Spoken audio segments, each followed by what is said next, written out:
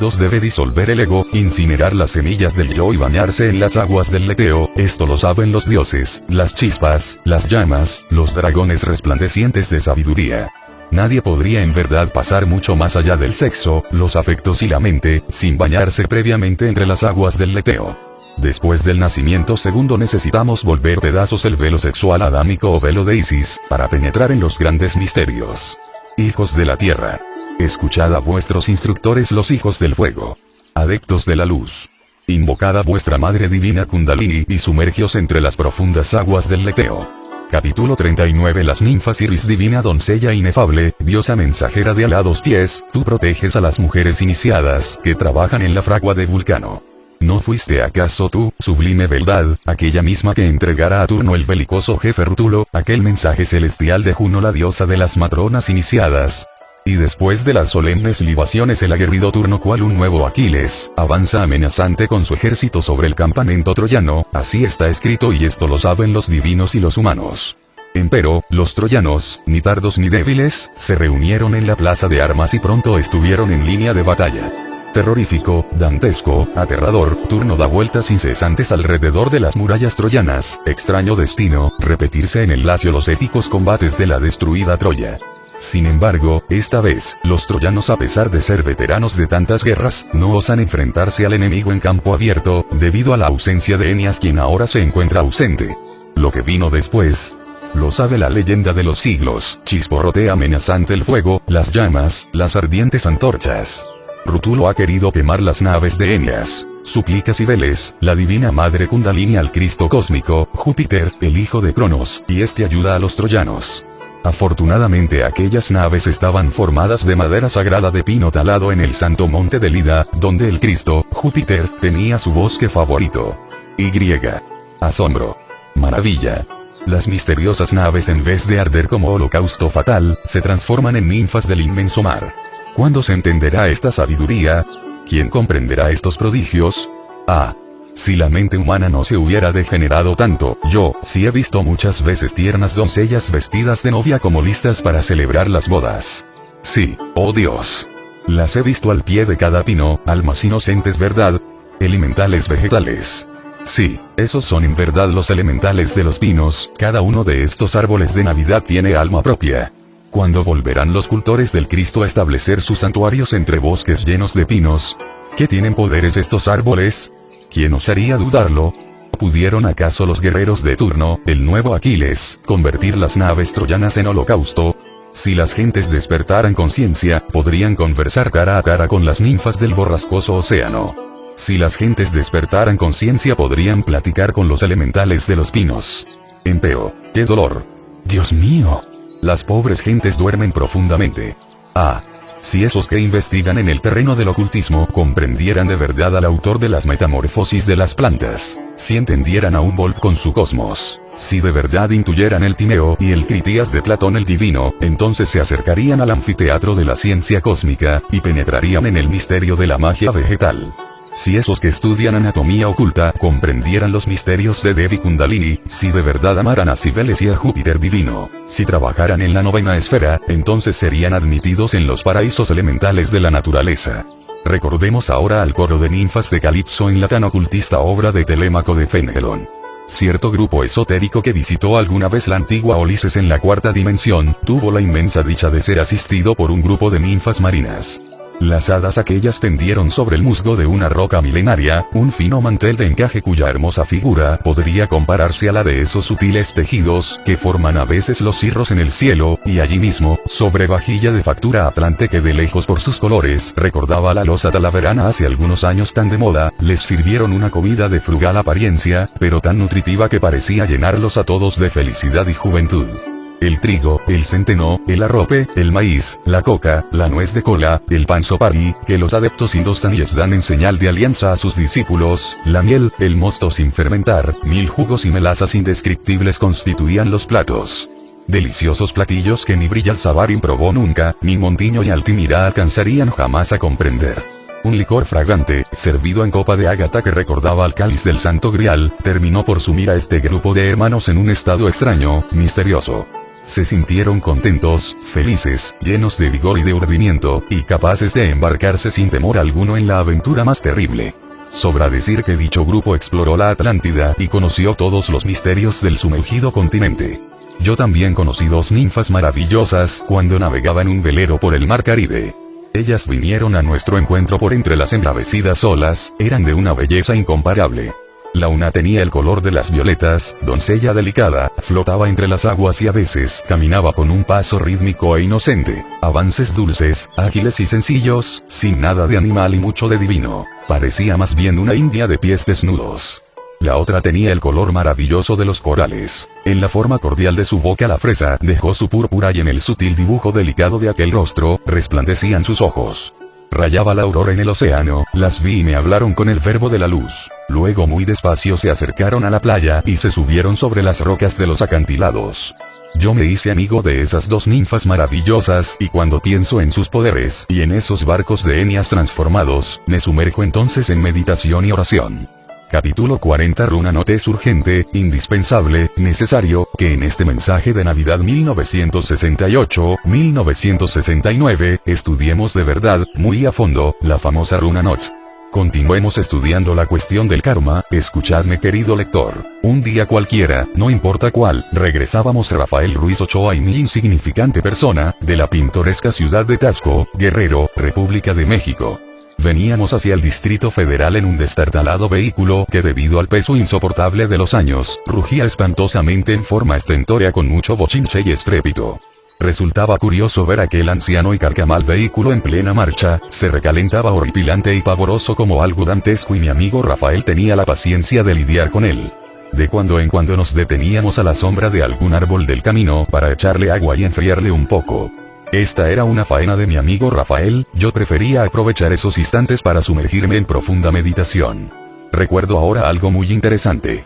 Sentado a la vera del camino fuera de aquel curioso vejestorio, vi algunas insignificantes hormigas que hacendosas y diligentes circulaban por doquiera. De pronto resolví poner orden en mi mente y concentrar la atención exclusivamente en una de ellas. Después pasé a la meditación y por último sobrevino el éxtasis, el samadhi, eso que en el budismo zen se denomina satori. Lo que experimenté fue extraordinario, maravilloso y formidable. Pude verificar la íntima relación existente entre la hormiga y eso que Leibniz llamaría la mónada. Resulta obvio comprender en forma íntegra que tal mónada directriz no está ciertamente encarnada, metida entre el cuerpo de la hormiga. Es claro que vive fuera de su cuerpo físico, empero está conectada a su vehículo denso por medio del cordón de plata. Tal cordón es el hilo de la vida, el antakarana séptuplo de los indostaníes, algo magnético y sutil que tiene el poder de extenderse o alargarse infinitamente. Aquella monada de la insignificante hormiga por mí observada tan detenidamente, parecía en verdad una hermosa niña de 12 años. Vestía con una bella túnica blanca y llevaba sobre sus hombros una pequeña capa de color azul oscuro. Mucho se ha hablado sobre Margarita Gautier, pero esta niña resultó ser más inefable y bella. Ojos de evocadora, gesto de profetisa, en ella hay la sagrada frecuencia del altar. Su risa inocente es como la de la Mona Lisa, con unos labios que nadie en los cielos ni en la tierra se atrevería a besar. ¿Y qué dijo la niña? Cosas terribles. Me habló de su karma, horrible por cierto. Platicamos detenidamente dentro del carruaje. Ella misma entró en él y sentándose me invitó a la conversación. Yo me senté humildemente a su lado. Nosotras las hormigas, dijo, hemos sido castigadas por los señores del karma y sufrimos mucho. Conviene ahora recordar oportunamente las leyendas de hormigas gigantescas del Tíbet que refieren Heródoto y Plinio. Heródoto, Historian libro 11. Plinio, Historia natural, libro 3. Desde luego, oh Dios mío.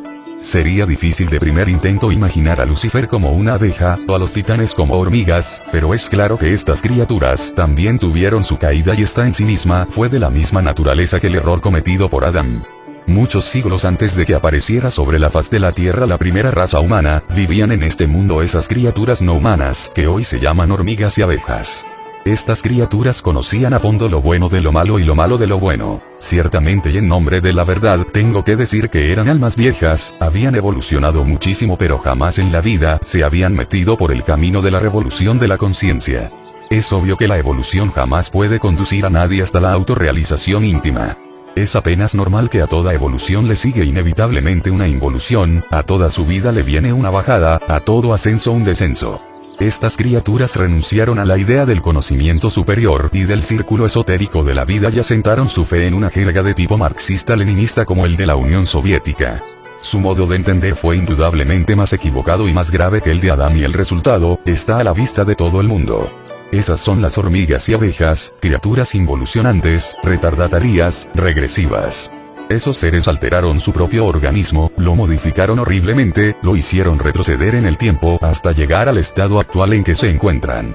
Maeterlinck, hablando sobre la civilización de los Termes, dice textualmente: su civilización, que es la más antigua de todas, es la más curiosa, la más inteligente, la más compleja, y en un sentido, la más lógica y la más adaptada a las dificultades de la existencia, de todas las que han aparecido antes que la nuestra sobre el globo. Desde muchos puntos de vista, esta civilización, aun cuando cruel, siniestra, y a menudo repulsiva, es superior a la de la abeja, a la de la hormiga común y corriente y a la del hombre mismo. En el termitero, o nido de las hormigas blancas, los dioses del comunismo se convierten en insaciables molochs. Mientras más se les da, más piden, y persisten en sus demandas hasta que el individuo es aniquilado y su miseria es completa. Esta espantosa tiranía no tiene paralelo en la humanidad, ya que entre nosotros al menos se benefician unos cuantos, pero en el termitero nadie se beneficia. La disciplina es más feroz que la de las carmelitas o trapenses, y la sumisión voluntaria a leyes o reglamentos que proceden quién sabe de dónde, es tal que no tiene par en ninguna sociedad humana. Una nueva forma de fatalidad, quizá la más cruel de todas, la fatalidad social a la que nosotros mismos nos encaminamos, ha sido adicionada a las que ya conocíamos y que nos han preocupado ya suficientemente. No hay descanso excepto en el último de los sueños. La enfermedad no se tolera, y la debilidad lleva consigo su propia sentencia de muerte. El comunismo es llevado a los límites del canibalismo y la coprofagia, exigiendo el sacrificio y la miseria de los muchos para el beneficio y la felicidad de nadie, y todo esto con el objeto de que una especie de desesperación universal pueda ser continuada, renovada y multiplicada en tanto que viva el mundo. Estas ciudades de insectos, que aparecieron antes que nosotros, podrían servir casi como una caricatura a nosotros mismos, como una parodia del paraíso terrenal al cual tiende la mayor parte de los pueblos civilizados. Maeterlinck demuestra en forma evidente cuál es el precio de este régimen de tipo marxista-leninista. Solían tener alas, no las tienen más. Tenían ojos, han renunciado a ellos. Tenían un sexo, lo han sacrificado. A esto solo nos cabe ahora añadir que antes de sacrificar las alas, la vista y el sexo, las hormigas blancas, y todas en general, tuvieron que sacrificar su inteligencia. Si en principio se necesitó una dictadura de hierro para establecer su comunismo abominable, después todo se volvió automático y la inteligencia se fue atrofiando poco a poco, desplazada por la mecanicidad. Hoy nos asombramos al contemplar un panal de abejas o una colmena de hormigas, solo lamentamos que ya allí no exista inteligencia y que todo se haya vuelto a mecanicidad. Hablemos ahora sobre el perdón de los pecados. ¿Puede acaso ser perdonado el karma? Nosotros decimos que el karma es perdonable. Cuando una ley inferior es trascendida por una ley superior, esta última, en sí misma tiene fuera de toda duda el poder extraordinario de lavar a la primera. Empero hay casos perdidos tales como el de hormigas y abejas. Dichas criaturas, después de ser personalidades normales, involucionaron, se deformaron y empequeñecieron hasta llegar al estado actual. Yo debía karma de vidas anteriores y fui perdonado. Ya se me había anunciado un encuentro especial con mi divina madre Kundalini. Sabía muy bien que al llegar a determinado grado esotérico, sería llevado a su presencia. Y ciertamente llegó el ansiado día y fui llevado ante ella. Un adepto muy exaltado me condujo ante el santuario. Y allí, oh Dios, clamé, oré, invoqué a mi adorable. El evento cósmico fue extraordinario. Vino a mí ella, mi madre adorable. Imposible explicar lo que sentí. En ella estaban representadas todas aquellas madrecitas que había tenido en distintas reencarnaciones. Empero ella iba más lejos, mi madre sí, pero perfecta, inefable, terriblemente divina. El Padre había depositado en ella toda la gracia de su sabiduría. El Cristo la había saturado con su amor. El Espíritu Santo le había conferido terribles poderes ígneos. Pude comprender que en mi madre se expresaban vivamente la sabiduría, el amor y el poder. Nos sentamos frente a frente, ella en una silla, yo en otra, y platicamos deliciosamente como madre e hijo. ¡Qué dichoso! ¡Qué feliz me sentí! Platicando con mi madre divina. Algo tenía que decir y hablé con una voz que me asombró a mí mismo. Te pido que me perdones todos mis delitos cometidos en vidas anteriores, porque tú sabes que yo hoy en día sería incapaz de caer en esos mismos errores. Lo sé, hijo mío, respondió mi madre con una voz de paraíso llena de infinito amor.